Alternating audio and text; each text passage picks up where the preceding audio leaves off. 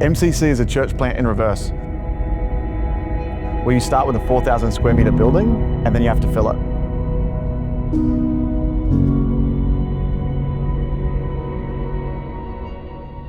Hi, I'm Dan Pappas. My wife Elise and I are the senior pastors of MCC here on the southern end of the Sunshine Coast with 110,000 people in our postcode and the chance to do something great for God.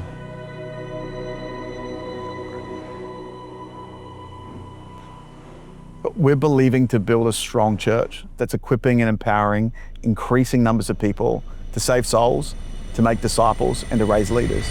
And one of the unique things for MCC is that we've got 1 acre of building that's complete with sports and recreation facilities, a commercial gym, learn to swim pool, community breakout spaces, along with a church auditorium. And so Alpha is a really strategic part of our vision because we believe to see many, many people come and their first experience of church might actually be in the pool. It could be in the gym, but we're hoping that it'll lead to a deeper conversation. And when that conversation is ready, Alpha is a great solution. And so we've been running Alpha 3 times a year since we moved in, starting small and seeing that grow as different people have connected. It's beneficial that we have a cafe on site. So it means we can start with dinner and use Alpha the way that it's designed, around a meal where people can ask questions.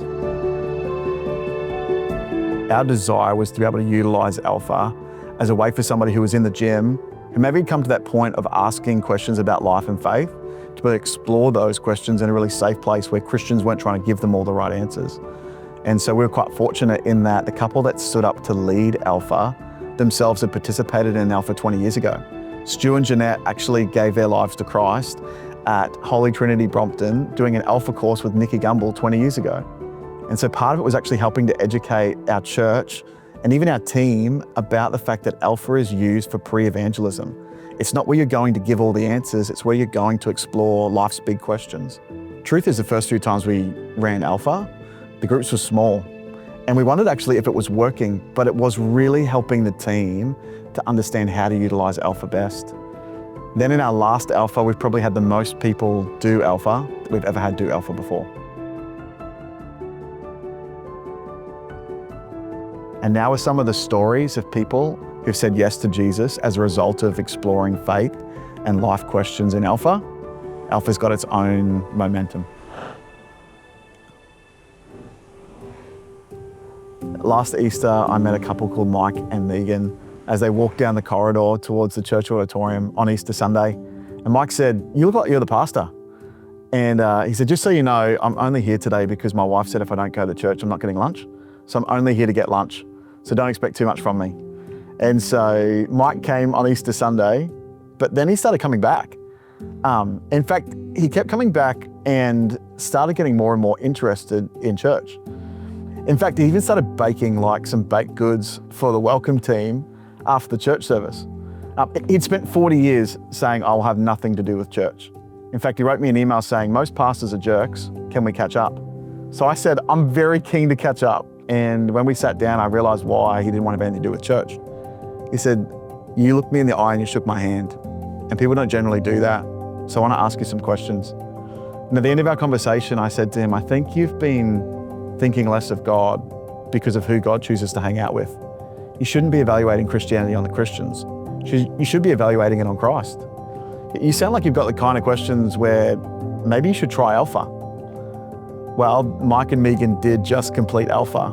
And on Easter Sunday, 1 year later, Megan got baptized.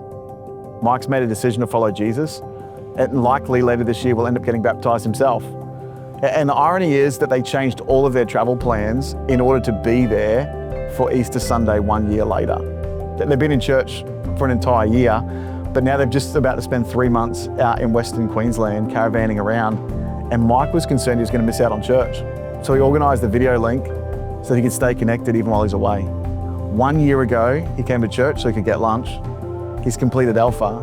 His wife's been baptised. And these are faithful people who are involved in the church because of Alpha.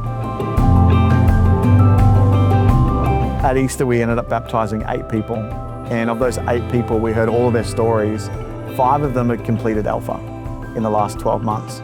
All of them had made decisions to follow Jesus in the last 12 months. And that was kind of exciting for the Alpha team, but also for the church to see Alpha at work in the wild, in amongst what we're doing as a church community, operating a community center 7 days a week. One of those stories was of a guy whose kids started getting involved in some of the activities. I actually didn't even realize, I knew that his family had gotten involved through the center, but their first interaction was because their daughter was doing ballet on Saturday mornings. Then their teenage kids started coming along to youth. In fact, both their teenage kids made decisions to follow Jesus. And the mum and dad started coming along. And mum and dad completed Alpha. And on Easter Sunday, dad got up and shared the testimony of how his life has changed as a result of being involved in a church community and how much Alpha had meant to him and his wife, exploring some of the questions they'd held for many, many years, but never felt like they had a spot where they could ask them. My encouragement to pastors would be just to start. And having started running Alpha, be consistent. But we've run Alphas that are really small, and we're thinking, is this making any real impact? There's more facilitators than there are people participating. And then we've had other Alphas where lots of people have shown up.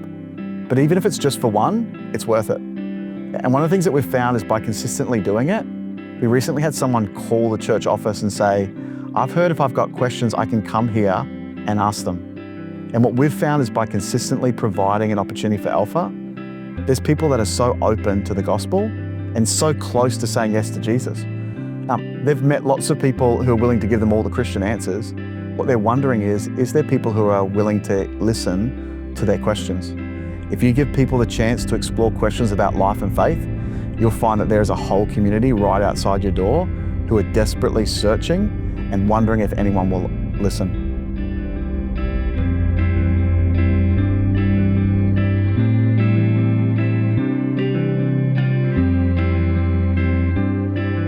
Thank you.